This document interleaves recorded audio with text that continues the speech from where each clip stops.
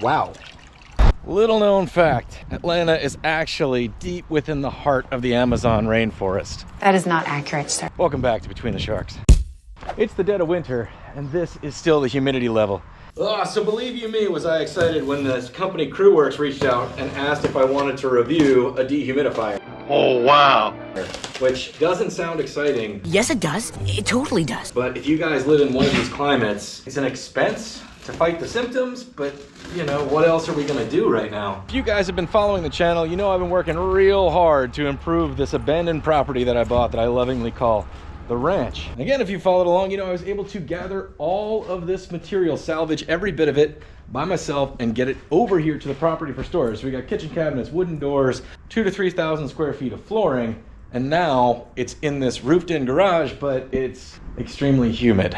In this unclimate controlled room, if this stuff warps and swells and basically becomes unusable before I can get it into the house, that's a lot of material I'll actually have to rebuy, but also many hours of work that will go down the drain. Time is not on our side, right, bud? So these things are designed for crawl spaces, and it's rated by square foot, so it's like 500 to 1,400 square feet, which is a huge range. So we'll see what the volume, you know, it can do is, because this place is not sealed, let alone insulated. Can you help me out, pup? Yeah. There we go. This thing claims that it can remove 60 pints of moisture a day. Somebody calculate that into gallons. All right, 3.75. So that's basically it. I just gotta plug it in, I guess. I have the feet on it. Oh man, we're just setting this up and the rain is coming down again. I thought we were kind of through it, but we may need this thing a little more urgently than I realized. So I'm putting on this little duct collector thing, which I don't really need right now. I would assume that this works like an air conditioner in the sense that it generates heat as it dehumidifies, which in the summer, being able to run a duct out and run a dehumidifier would make the garage significantly more comfortable. But for now, because it's winter, I don't mind the heat just pumping back in here. Why waste any energy, you know? Right, bud? Now, summer me would say, if I was gonna spend 500 bucks, it would be on an AC unit because that will inherently dehumidify. But the issue with an air conditioner is, like right now, it's below 60 degrees, so it wouldn't run. And I have humidity issues right now below 60 degrees. So I connected this drain hose. It's got a gravity drain down here at the bottom, but this line runs to a pump, and this pump claims that it can lift 13 vertical feet at whatever that diameter is, which is hugely advantageous if this is really in a crawl space. Also, if this is really in a crawl space, they do have a remote connection so that you can take this panel off and run it to a port here, and the lead looks like it's very long. It is currently in manual mode, so I guess I can set the desired humidity and I can set a timer on it, but I think I'll just let it run. Let's just see what it'll do, even at 60%. This thing is showing me right now that in here, it is 81% humidity at 54 degrees. Wow. I mean, I'm not surprised. It's probably 100% humidity outside or close because it's raining or we're in a cloud. And this garage is not sealed at all. So I understand that I'm just fighting the symptoms, but right now that's the best fight that I can put up, you know? Let's go find a 5-gallon bucket because this thing can do 60 pints in 24 hours, which I think that's 7.5 gallons or something. Let's find something we can test this with, you know? Yeah. So I do want to give this a little bit of a challenge. I'm gonna run the hose all the way out here and then up. It is by no means 13 feet, but it is going to be above the unit itself. Can't say I really had this planned out, team. But we run it through the door, then we can actually close the door, right? All right, it's a very gloomy 4 p.m. and it's running. So I'm gonna let it go overnight. I'm gonna close the garage as much as it will possibly close.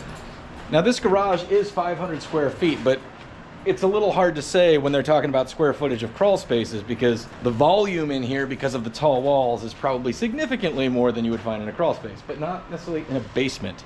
So I'm very curious as to what we're gonna walk into in the morning. Not only because it's gonna generate a little heat in here, but also because it should be removing plenty of humidity. I'll close the doors as tight as they close, and we'll hope for the best. All right, lights out, machine on. Yeah, close. Close. Let me put that in there. And then hopefully We'll come back in the morning and we'll have a bucket that is close to full. If it's full, then we know it pulled out 5 gallons in whatever time. If not, we'll be able to make a guess. I mean, you guys can see how bad it is out here, so we'll see if it really can take any of the edge off. Certainly hope so, because it's going to be a minute before all that stuff that is not designed to be in unclimate controlled spaces gets to go into a climate controlled spaces. Maybe this will be the band-aid we need. Fingers crossed. Oof, we are back at the ranch. It's another rainy, gross day. The weather here has been insane. It went up 20 degrees overnight, so now we're in the 60s? I don't understand anything. Oh, okay. Looks like it worked. So not only did it fill 2.5 gallons, but clearly this has shifted. But look at how much water's running. Wow. Okay. So I would say that that is pulling a lot of moisture out of the air. It's showing me 68% humidity. It's just been running all night. But right here in the weather app, we're at 94% humidity. So that's a huge deal. We have been in that like 90 to 100% humidity for well over 24 hours. And that's every single minute that this thing's been plugged in. So the fact that it's gotten this room down to 68% humidity, considering how drafty it is. I mean, I don't know if you guys can tell, but none of the edges of the roof are sealed. Not the gable ends and not the soffit ends.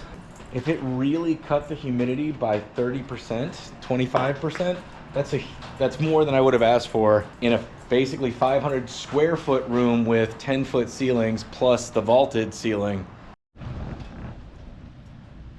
I mean, that's easily 2.5 gallons, and we got here, it was just running down the side because it had pulled out. So it's a lot of air coming out of there.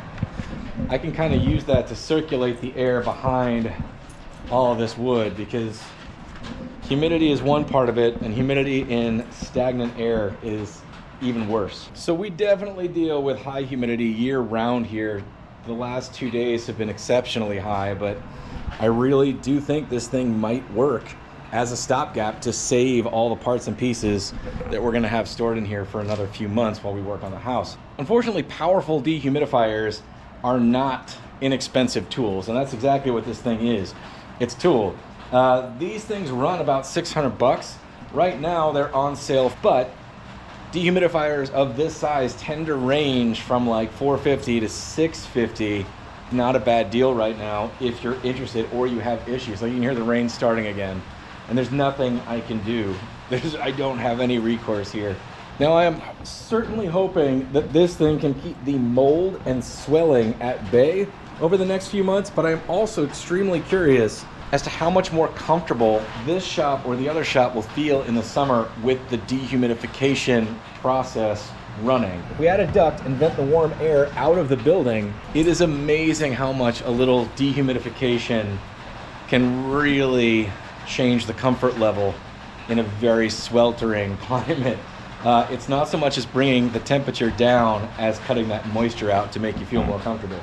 So I'm curious to see what it'll do then, but in the meantime, I mean, it's showing 65%. I'm seeing 94% on my weather app. So it is doing something well. And in here, I don't think there's a moisture barrier under this slab.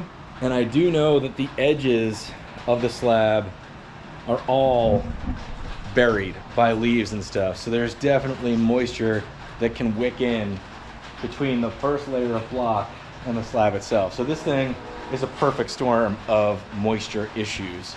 So I genuinely hope this helps you out if you're shopping for one of these things. It seems to be doing what it says it can do. It really wasn't in the cards for me financially to pick one of these up.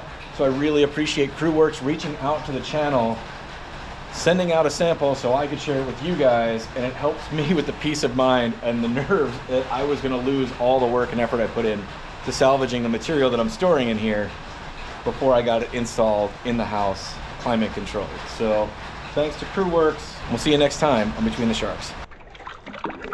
Wow.